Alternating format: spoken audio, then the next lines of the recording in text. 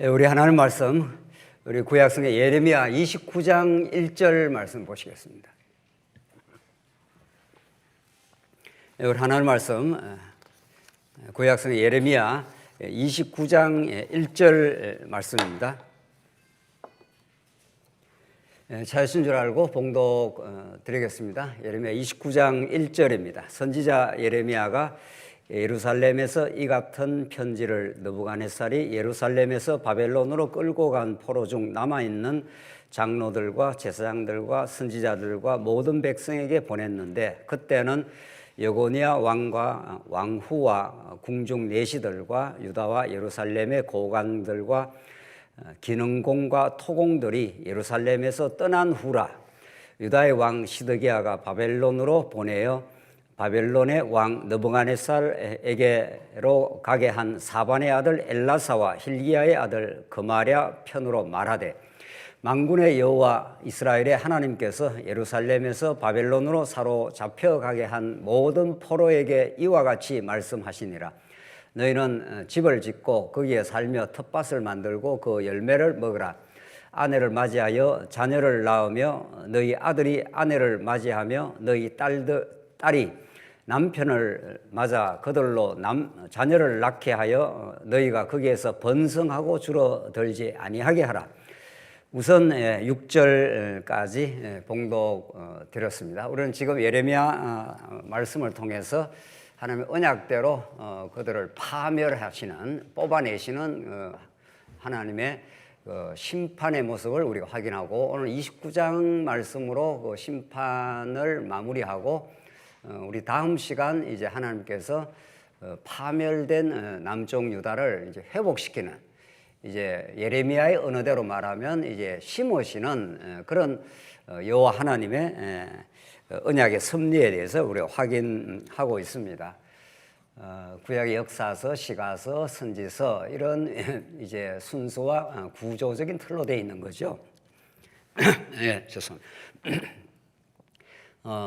선지서가 이제 구약의 마지막에 위치하고 있다는 거, 그것에 이제 심대한 의미가 있다는 걸 우리가 확인을 해 왔습니다. 물론 뭐 성경이 다 똑같은 비중의 말씀이지만 순서가 가지고 있는 그 함의가 있습니다. 이제 선지서는 앞에 나오는 역사서를 근거로 하고, 특별히 이제 언약의 역사를 근거로 하고, 시가서에서 터져 나오는 하나님의 5대 속성의 영광을 이제 모두 끌어당겨서 총체적으로 이제 결론을 맺고 있는 그런 것이 이제 시가서입니다. 문학의 장르로 봐도 참 놀랍고, 신학적 의미는 더더욱이 구약의 하이라이트라, 이렇게 볼 수 있습니다.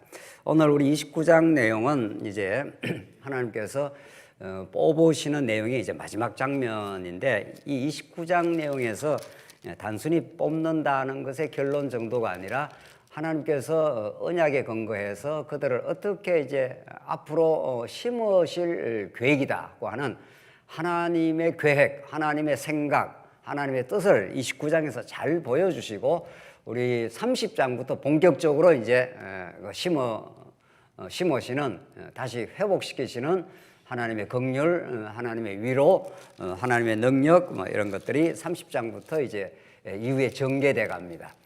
예레미야서를 이제 우리가 잘 읽게 되면은 이제 이사야부터 우리가 그렇게 지금 읽고 있는데, 이 선지서의 그 바탕이 얼마나 예수님이 그 선지서의 사상을 수용을 하고 사도 바울의 서신서에서도 이 선지서가 알랄이 인용되고 있습니다. 우선 봉독드린 1절로 이제 14절 말씀인데, 70년이 차면 돌아오게 할 것이다. 이제 희망이 이미 희망의 여명이 비치고 있는 거죠. 이제 이가 하나님께서 얼마나 그 남쪽 유다를 가공할 정도로 파괴시키겠다고 했습니다. 이건 정말 하나님이 약속하여 지은 그 성전이었는데 완전히 불바다가 되지 않습니까? 그냥 무너지는 정도가 아니라 완전히 초토화되는 건데, 오늘 29장 내용에서 이제 드디어 이제 희망의 메시지가 나오는데, 그 희망은 무엇을 전제로 한다는 걸 꼭 기억할 필요가 있습니다. 그냥 막연한 희망이 아니라는 거죠. 우리 쭉 읽었는데 5절, 6절까지 7절 조금 더 읽어보겠습니다. 너희는 내가 사로잡혀 가게 한 그 성읍의 평안을 구하고 그를 위하여 여호와께 기도하라. 이는 그 성읍이 평안함으로 너희도 평안할 것이라. 이제 그 앞에 무슨 말인가 하면은 이제 예레미야를 통해서 여고니아 시대에 이제 이미 1차, 2차 이제 잡혀갔을 때입니다. 편지를 보내는데 너희들 거기 가서 집 짓고 5절에도 나왔잖아요. 텃밭 만들고 열매를 먹어라. 아주 일상적인 삶을 아주 평범하게 살아라. 어디에서? 문제는 바벨론에서. 너희들을 가공할 정도로 나라의 존재 근거를 완전히 허물어버린 그 대적 혹은 원수처럼 그런 대적들 밑에 들어가 가지고 그냥 아주 그냥 일상의 삶을 살아라. 아내를 맞이하고 자녀를 낳고 남편 맞이하고 그래서 거기서 번성해라. 뭐 이렇게 돼 있는 거죠. 이게 이제 우리 지난 시간에도 거짓 선지자들과 충돌한 지점이었던 거죠. 거짓 선지자들은 한 2년만 있으면 돌아온다. 그 대적들 그 틈바구니에서 오래 살지 않는다 이런 거고 지금 예레미야는 거기 가서 그들의 수하에 그들의 지배권 속에 그냥 살아라 이런 뜻입니다. 그리고 7절 방금 본문에서 드린 대로 그 성읍의 평안을 구하라 이렇게 되어 있습니다. 이런 것들이 굉장히 정서적으로 안 맞습니다. 이 나라를 완전히 소토화시키고 가족들을 죽이고 거들나게 한 그 대적들인데 그들을 위해서 평안을 구해라. 이 정서적으로 안 맞는 거죠.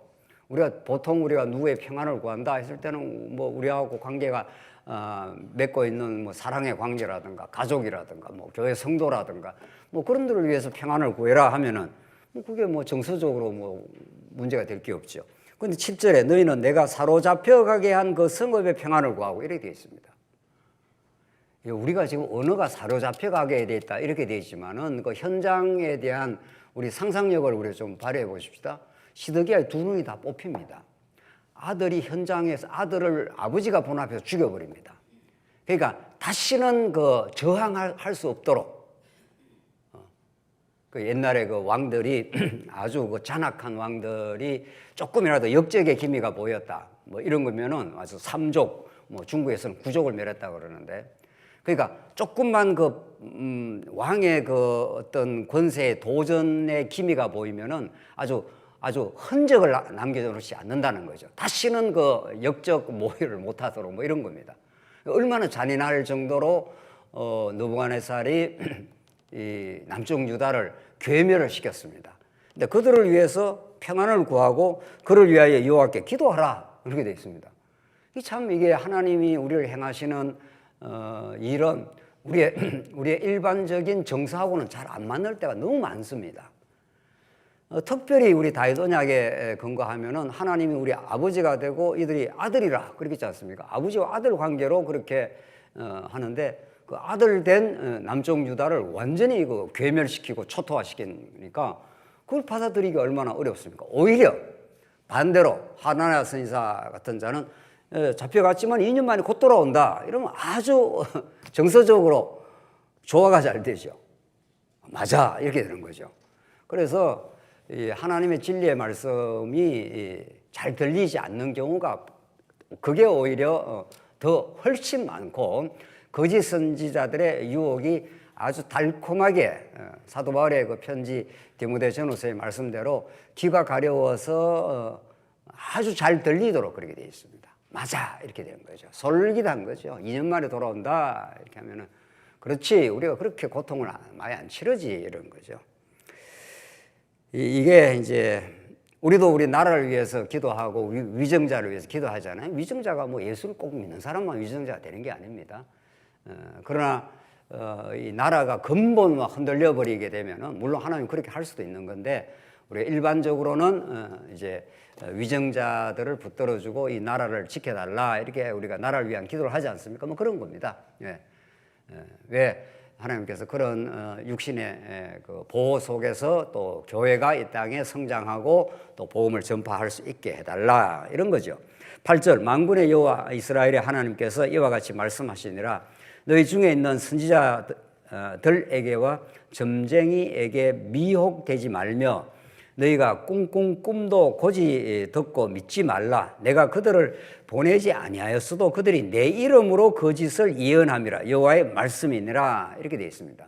자, 그러니까 세 가지인데, 첫째는 그냥 일상의 삶을 살아라. 남쪽 유다에서 살았던 것처럼 너희들 집 짓고 텃밭 만들고 열매를 먹고 시집가고 장가가고 그렇게 살아라. 아주 평상적 일상의 삶을 살아가라. 두 번째, 그 나라를 위해서 나라의 평안을 위해서 사로잡혀가게 한 그 나라를 위해서 기도해라.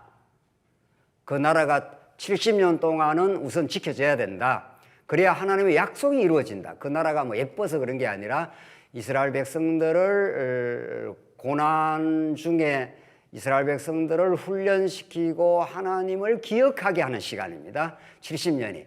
그게 심판의 완성의 시간인데, 하나님의 심판은 70년이 걸리는데 그 시간이 이스라엘 백성들에게 너무도 소중한 시간이기 때문에 그렇다. 그래서 그 나라의 평안을 위해서 기도하라, 이런 뜻입니다. 정말 중요한 거죠.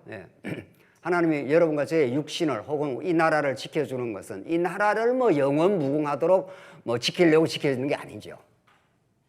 우리 육신을 뭐 이 땅에 뭐 수백 년, 수천 년 살게 하려고 그렇게 하는 것도 아닌 거죠. 중요한 거는 그 알맹이가 있고 진리가 있고 하나님의 그 살아계신가 그 은혜를 은혜답게 깨닫게 하기 위해서는 모든 주변의 나라의 정세, 우리의 육신의 돌봄 뭐 이런 것들도 다 하나님께서 이 땅에 사는 동안 때로는 훈련도 하지만 또 보호도 해 주시는 거죠. 세 번째는 거짓을 예언하는 선지자들을 믿지 말라.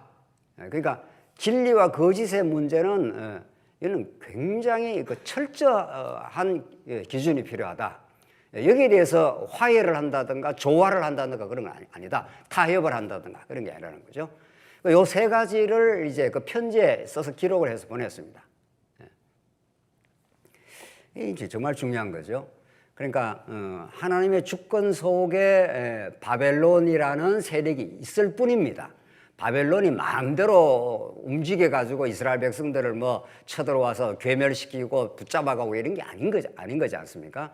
그러니까 바벨론에게 순응을 하라는 것은 바벨론이라고 하는 보이는 권세에 순응하는 게 아니라 로마서 표현대로 말하면 위에 있는 그 정권을 쥐고 있는 그 하나님 앞에 순응하라, 순종하라 이런 뜻이지 뭐 그 바벨론이라고 하는 느부갓네살이라고 하는 권세 앞에 가서 그냥 빌빌대라 이런 뜻은 아닌 거죠.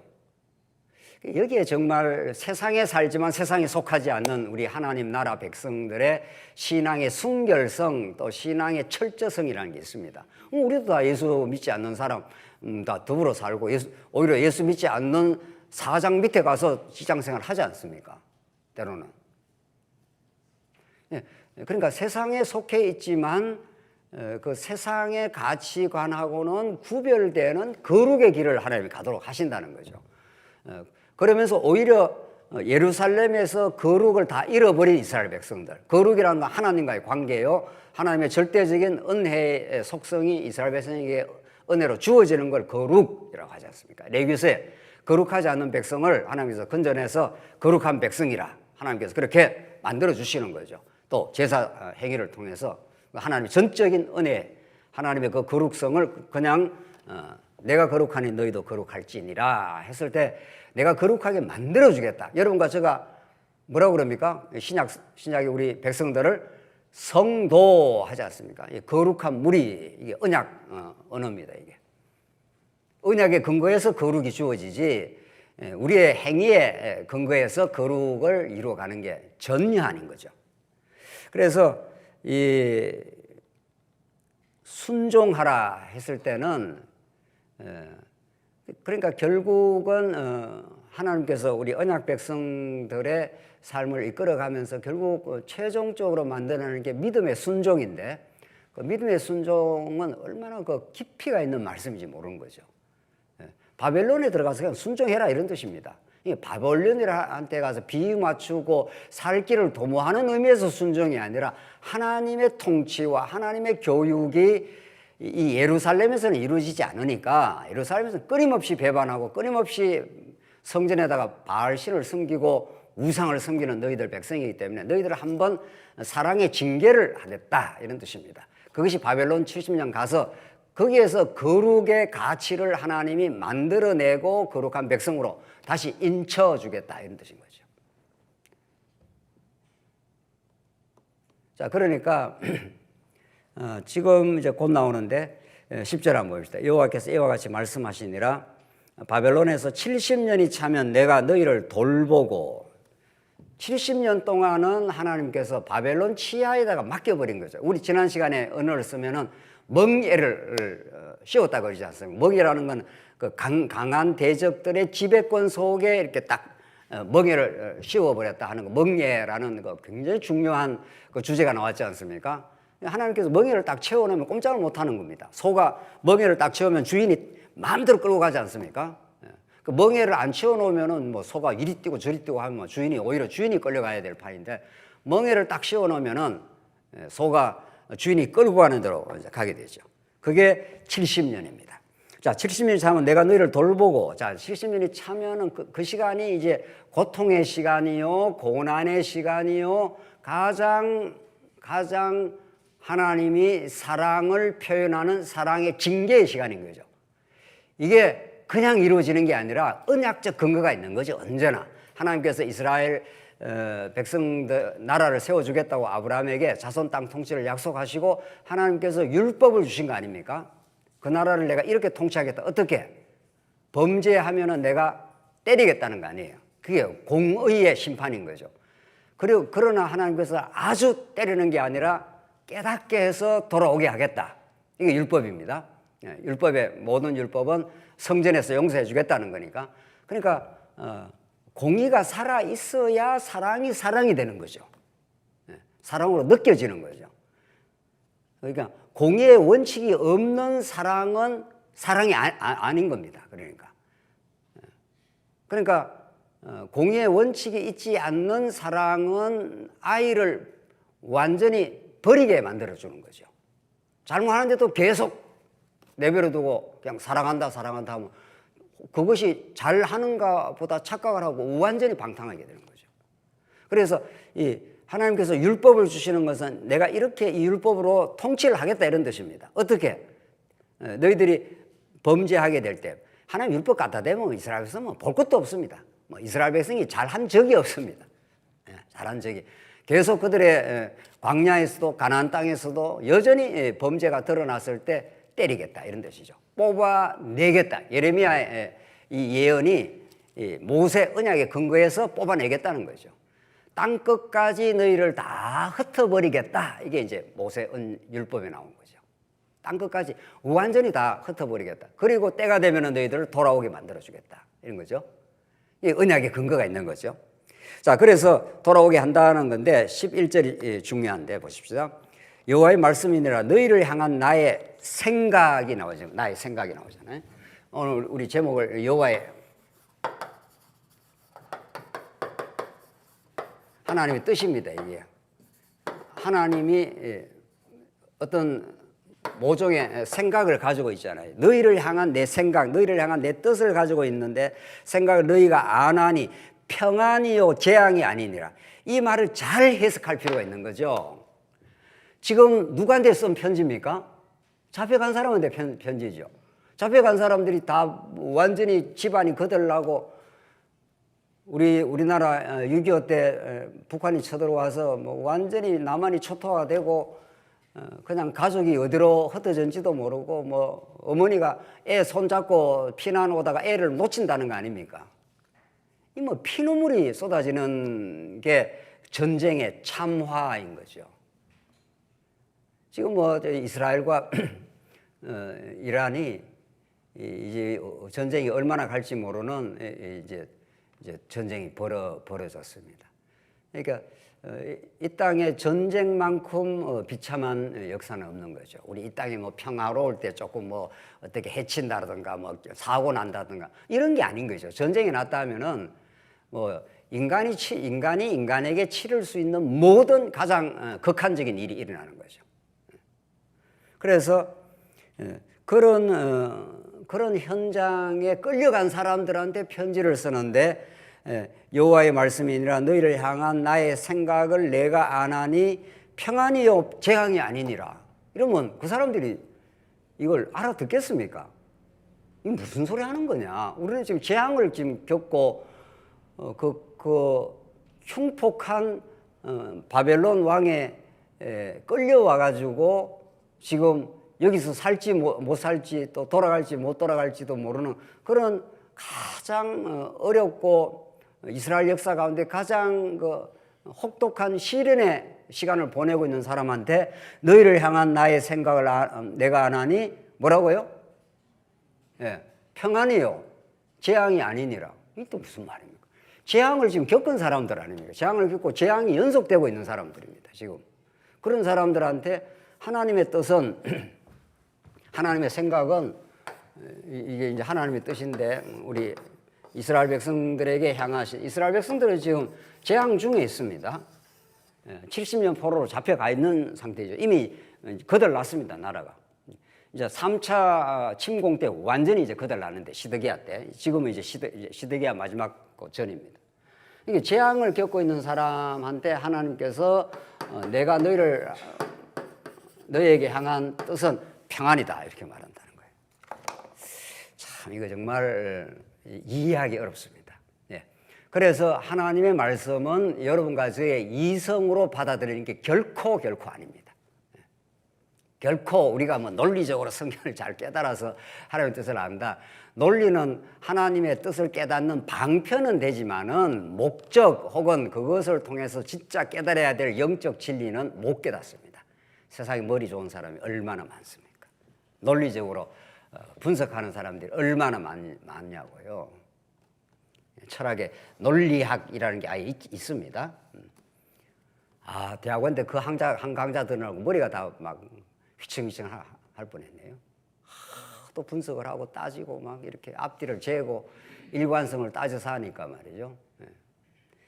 성경은 잘 가다듬어져 있는 이게 내러티브의 논리라 그러는데 이야기 형식으로 잘 일관되어 있습니다. 물론.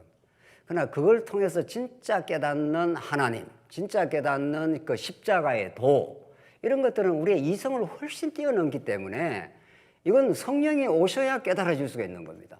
십자가가 하나님의 능력이 지혜라 이런 말들 어떻게 우리가 알아듣습니까? 우리 인간의 이성으로. 그러니까 제자들도 다 도망쳤지 않습니까? 제자들이 그렇게 바보들이 아닙니다. 그 사람들이 인간적으로는.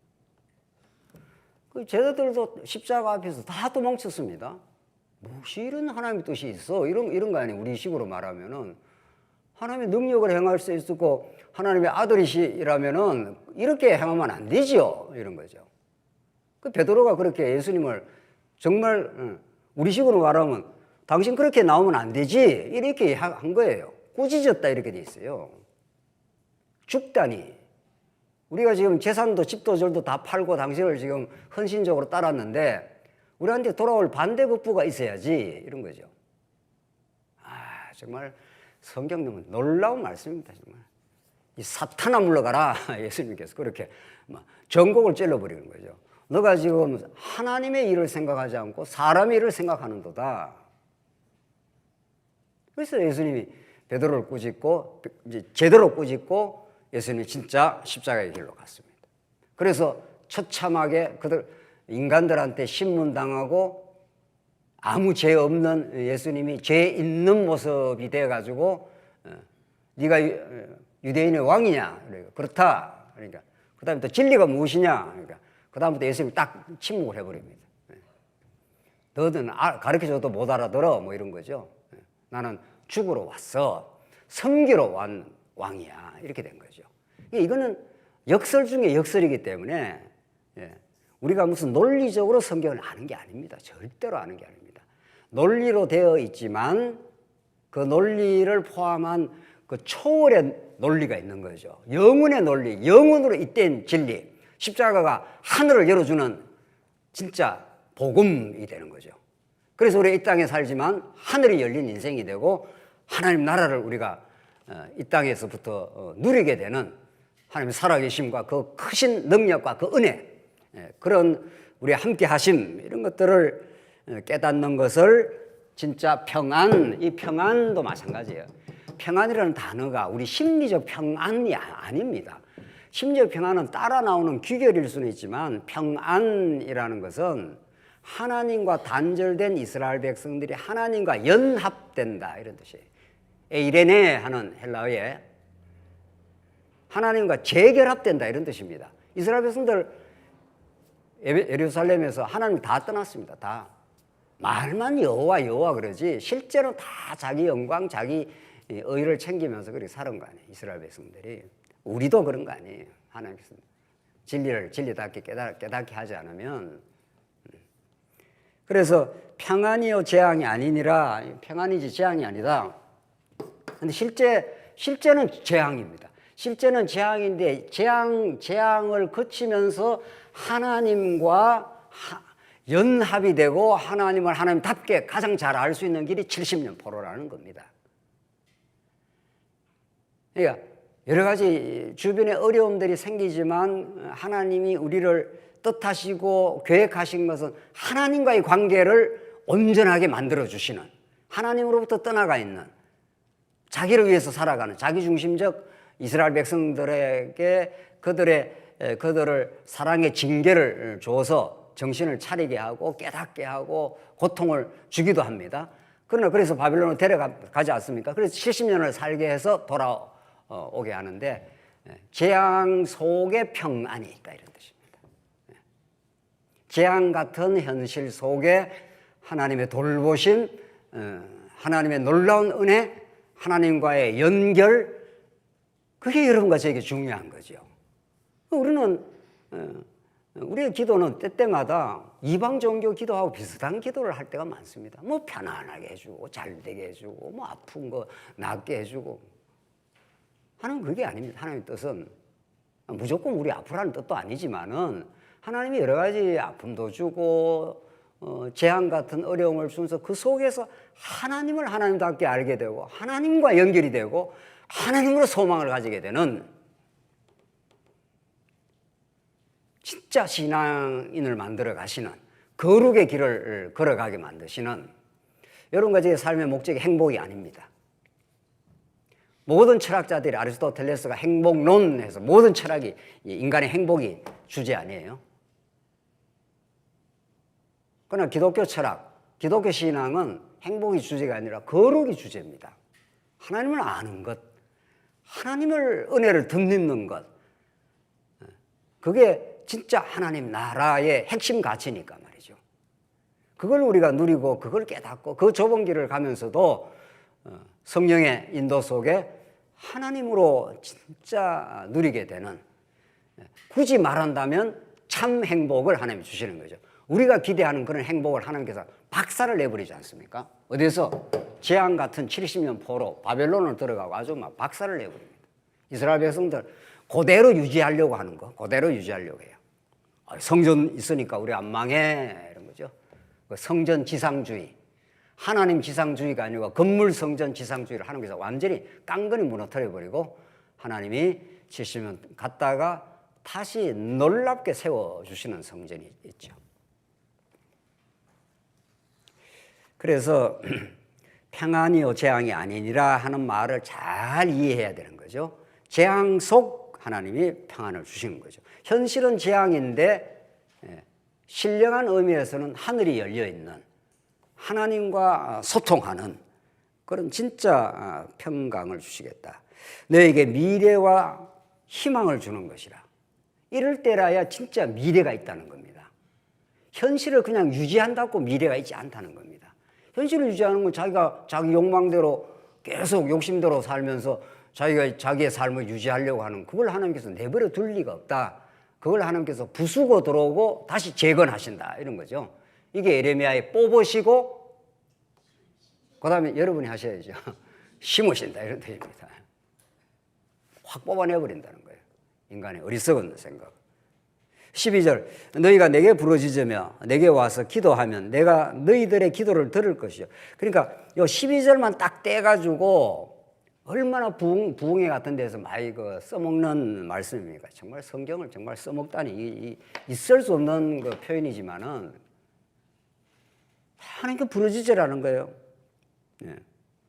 여러 가지 문제가 많습니까? 뭐 부르짖으라는 거예요. 부르짖으면 그 문제 해결을 해 주시겠다는 거예요. 그럼 13절 너희가 온 마음으로 나를 구하면 나를 찾을 것이요 나를 만나리라. 이것이 여호와의 말씀이니라. 나는 너희들을 만날 것이며 너희를 포로된 중에서 다시 돌아오게 하되 내가 쫓아보내었던 나라들과 모든 곳에서 모여 사로잡혀 떠났던 그곳으로 돌아오게 하리라. 이것은 여호와의 말씀이니라. 여호와의 말씀이니라. 그 말씀대로 반드시 된다. 말씀은 언약을 함축하고 있고 언약은 성취를 포함하고 있기 때문에 이 말씀대로 반드시 된다. 자, 여기서 중요한 것은 부르짖으라는 거예요. 부르짖음은 예루살렘에서 부르짖지 않았습니다. 예루살렘에서는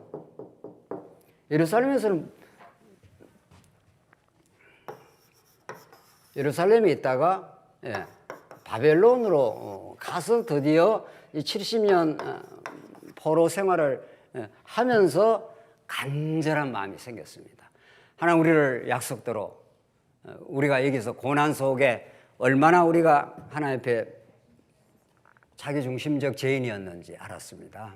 우리가 다 우상을 섬겼습니다. 여호와의 이름을 덜먹대면서 우상을 다 섬겼습니다.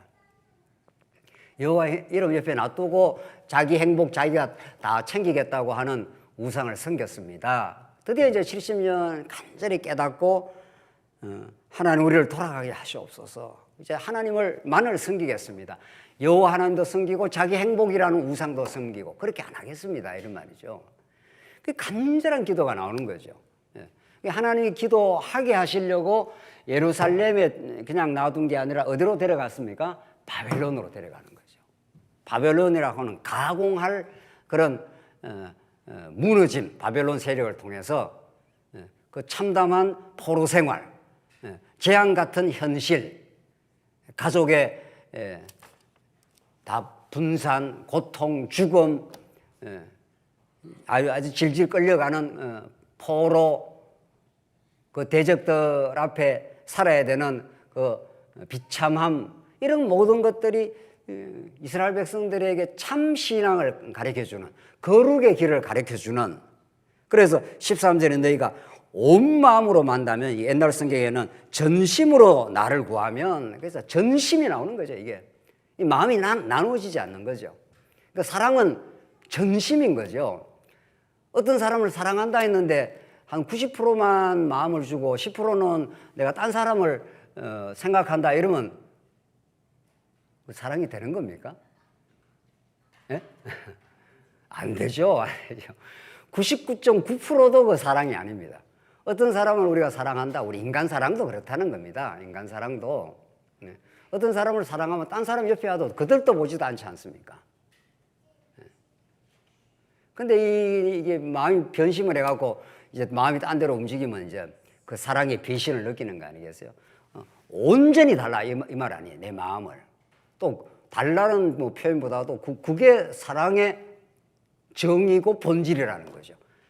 근데 이스라엘 백성이 그렇지 않았다 이런 말이에요. 지금 문제는 이스라엘 백성이 여호와 이름 이렇게 해도 다 자기 꿍꿍이 속 있고 다 자기 행복 방법 취하고 바알실 섬기면서 바알이라는 옆에 하나 뭐를 갖다 놔야 비를 많이 내려가고 먹고 살기에 문제 없고 뭐 이런 거죠.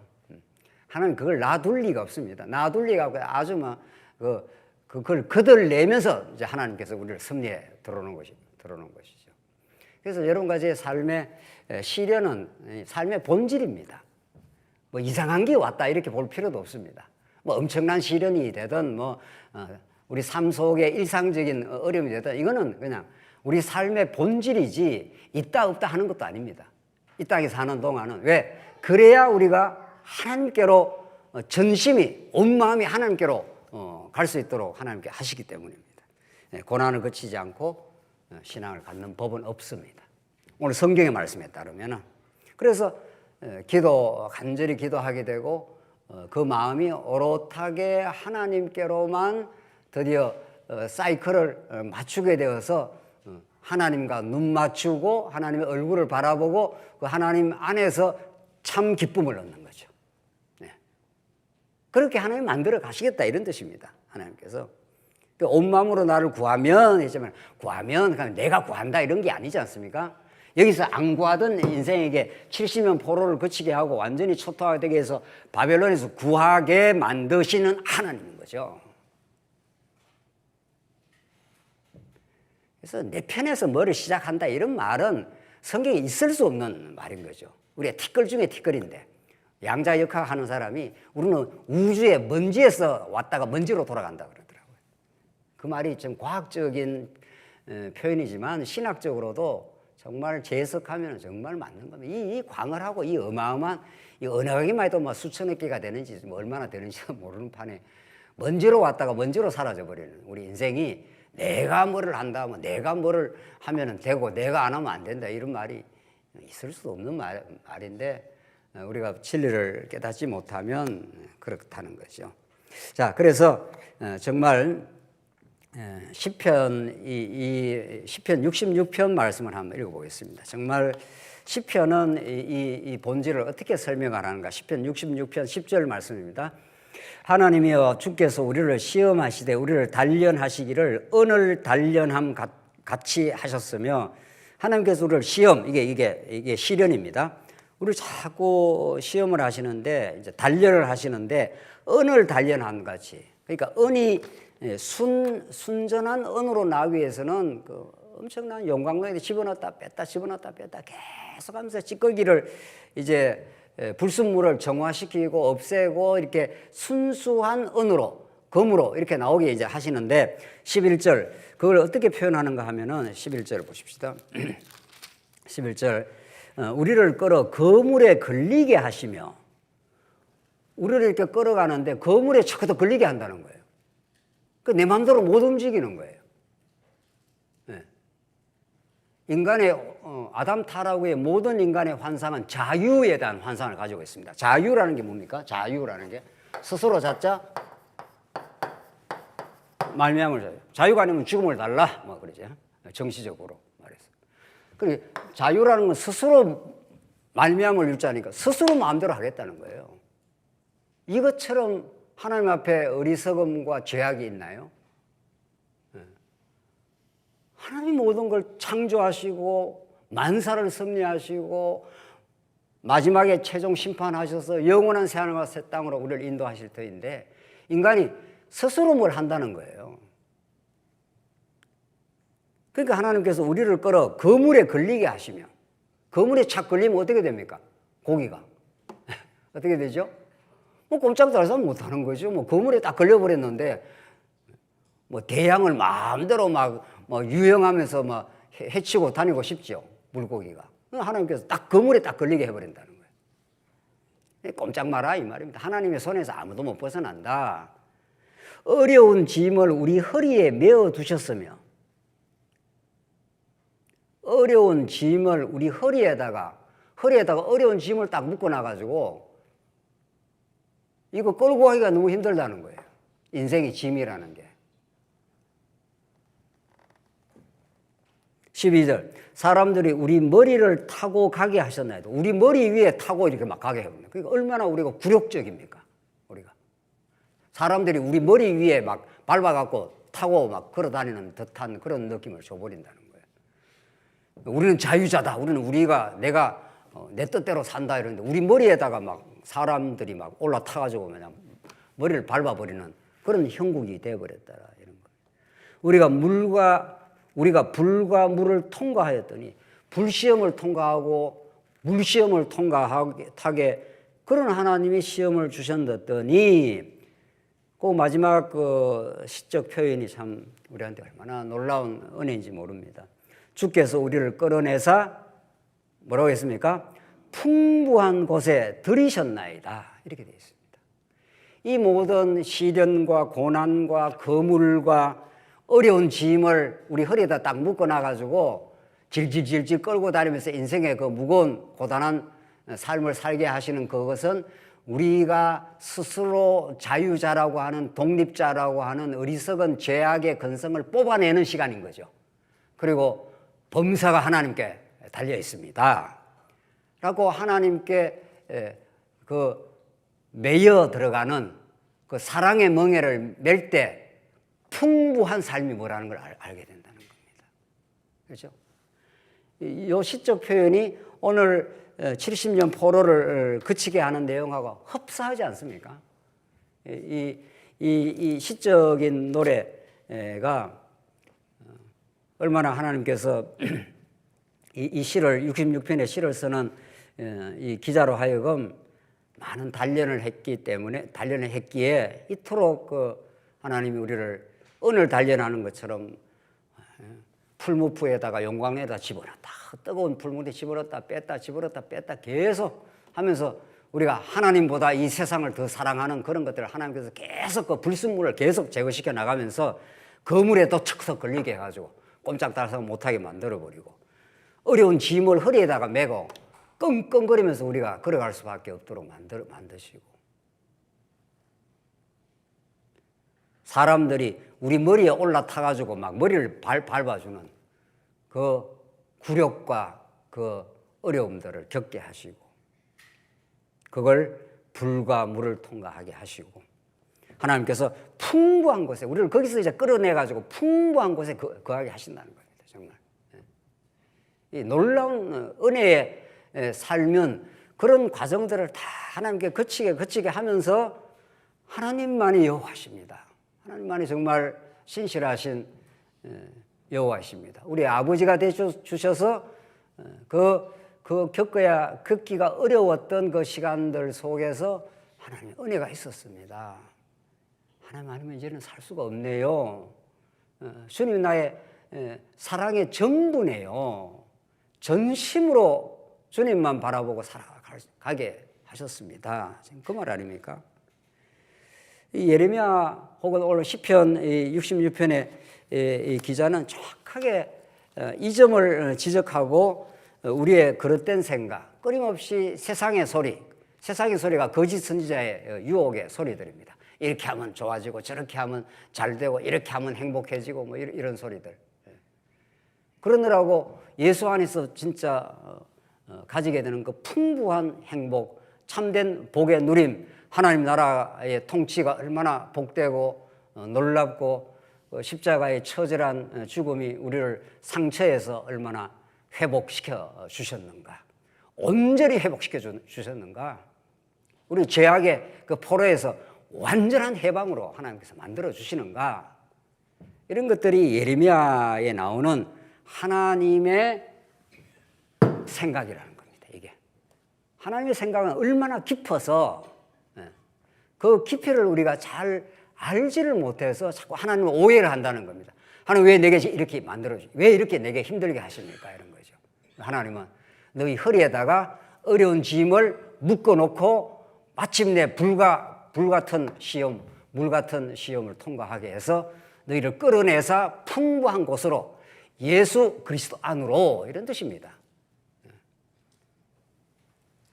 로봇이라고 하는 넓은 장소, 이삭이 100배나 곡식을 많이 정말 풍부하게 얻어서 먹고 살기 좋도록 됐는데 그 원주민들이 이삭을 그냥 내버려 두질 않습니다. 계속 밀고 들어오고 막 우물에다가 막 그냥 우물을 메우고 하니까 그게 살 수가 없습니다. 이 기득권자들의 이 횡포에 또 쫓겨나고 해서 마침내 어디로 갔다고 했습니까?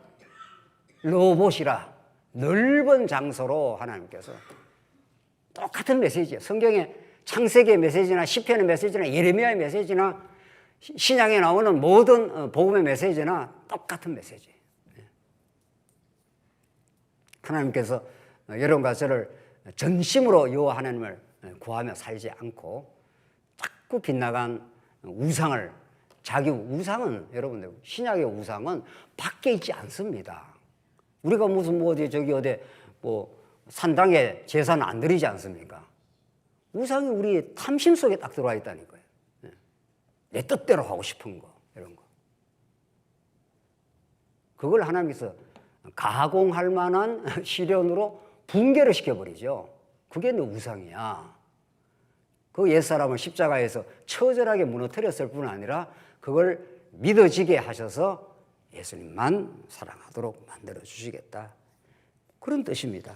15절로부터 이제 마지막까지 몇 가지만 포인트를 찍겠습니다. 15절로 마지막까지는 거짓 선지자들 망하게 한다는 뜻인데 15절 너희가 말하기를 여호와께서 우리를 위하여 바벨론에서 선지자를 일으키셨다. 이 거짓 선지자입니다.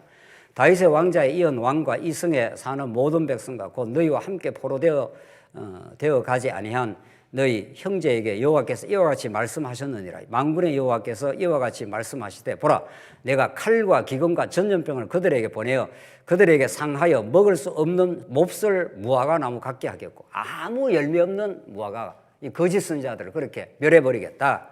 내가 칼과 기근과 전염병으로 그들을 뒤따르게 하며 그들을 세계 여러 나라 가운데 흩어 학대를 당하게 할 것이며 내가 그들을 쫓아낸 나라들 가운데서 저주와 경악과 조소와 수모의 대상이 되게 하리라. 여호와의 말씀이니라. 너희가 내 말을 듣지 않았기 때문이니라. 내가 내 종 선지자들을 너희에게 꾸준히 보내었으나 너희는 그들의 말을 듣지 않았느니라. 여호와의 말씀이니라. 그런즉 내가 예루살렘에서 바벨론으로 보낸 너희 모든 포로여 여호와의 말씀을 들을지니라. 만군의 여호와 하나님 이스라엘의 하나님께서 골라의 아들 아합, 이 아합 왕은 아닙니다. 이 거짓 선지자 이름 동명이인입니다. 마세아의 아들 시드기야, 이 시드기야 왕이 아닙니다. 그냥 시드기야 거짓 선지자입니다. 대하 이와 같이 말씀하시니라. 그들은 내 이름으로 너희에게 거짓을 예언한 자라. 이 거짓 선지자라는 거죠.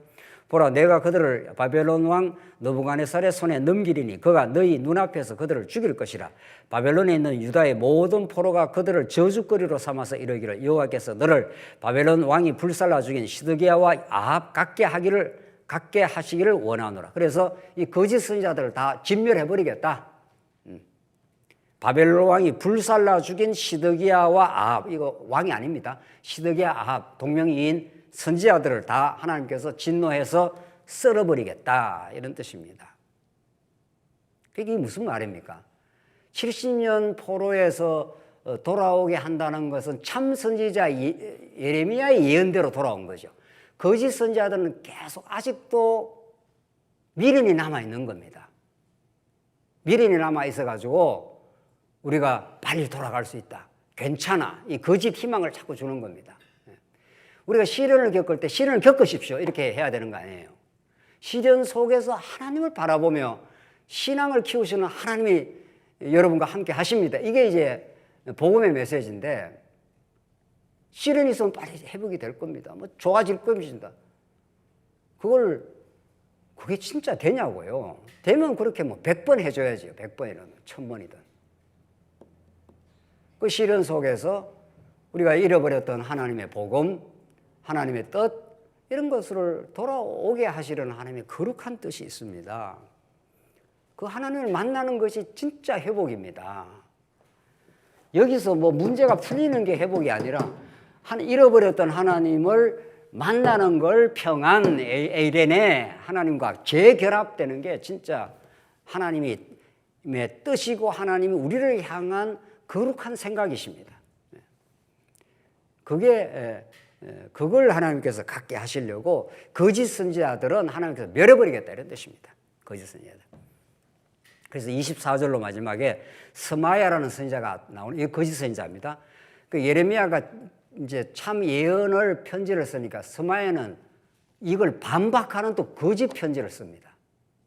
이게 진리와 거짓의 싸움은 끝이 나지 않습니다. 예수님 오시는 날까지 끝까지 그래서 우리를 하여금 이제 전신갑주를 입으라는 건데 한번 보십시다. 25절 만군의 여호와 이스라엘의 하나님께서 이와 같이 말씀하여 이르시되 내가 내 이름으로 예루살렘에 있는 모든 백성과 제사장 마세야의 아들 스바냐와 모든 제사장에게 글을 보내 이르기를. 그 24절에 너는 느헬람 사람 스마야에게, 스마야가 거짓 선지자입니다. 스마야가 편지를 썼는데 26절 보십시오. 여호와께서 너를 제사장 여호야다를 대신하여 제사장을 삼아 여호와의 성전 감독자로 세우시면 모든 미친 자와 선지자 노릇하는 자들에게 목에 씌우는 나무 고랑과 목에 씌우는 쇠고랑을 채우게 하시면을. 이 성전의 감독자들이 예레미야를 잘못된 선지자로 보는 거예요. 그래서 쇠고랑을 채워야 된다. 입 못 열게 만들어야 된다. 지금 그런 말이에요. 27절. 이제 내가 어찌하여 너희 중에 선지자 노릇하는 아나도 사람 예레미야를 뭐라고 했습니까? 책망하지 않으냐. 예레미야가 참 예언을 지금 계속 하지 않습니까? 망한다. 망하는 거 받아들여라. 바벨론 가서 그냥 집 짓고 살아라. 바벨론 왕 밑에 가서 그냥 순응해라. 그때 순응이라는 것은 여호와 하나님을 잃어버리는 순응은 아닙니다. 그거야말로 진짜 여호와 하나님을 되찾는 순응인 거죠. 바벨론에 살기는 살지만, 세상 속에 우리가 살긴 살지만 하나님의 거룩의 가치로 살아가는 사람들. 사장이 월급을 주지만은 월급 주면 감사합니다라고 받긴 하지만은 진짜 감사는 어디로 돌리는 거죠? 하나님께 돌리는 거죠. 하나님이 저 사장을 통해서 내게 월급 줬을 뿐이다. 이런 담대하고 당당함이 있는 거죠. 그렇게 비굴 하지 않는 거죠. 그렇게 되면은 하나님이 저 사장을 통해서 월급을 300만 원을 주든 500만 원을 주든 하나님이 주신 것이다. 이렇게 믿기 때문에 원망이 없는 거죠. 왜 내가 이렇게 열심히 일했는데 돈 300이든 200밖에 안 줘? 이런 말은 이미 하나님을 잃어버린 겁니다. 그 사장이 인생의 주인이 된 거죠. 그 사람에게는. 그러니까 그 사람한테 원망을 하는 거죠. 하나님이 그 사람을 통해서 내게 뭐 200이든 300이든 주셨다 이렇게 믿으면 하나님이 나를 이렇게 살게 하시려고 주신 것이다. 이렇게 정리되지 않는 한 우리 인생이 정리되지 되는 법이 없습니다. 어떤 일이든.